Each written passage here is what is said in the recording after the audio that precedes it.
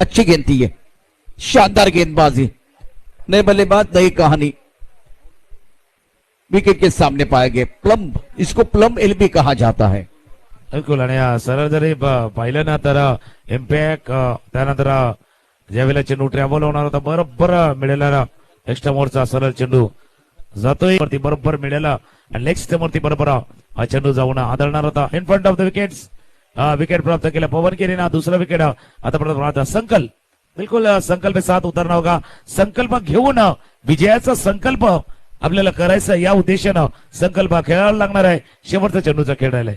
पवन के ने फिलहाल अपनी बॉलिंग पर तैयार है गेंदबाजी करने के लिए। रन संख्या 27 रन 4 विकेट के नुकसान पर।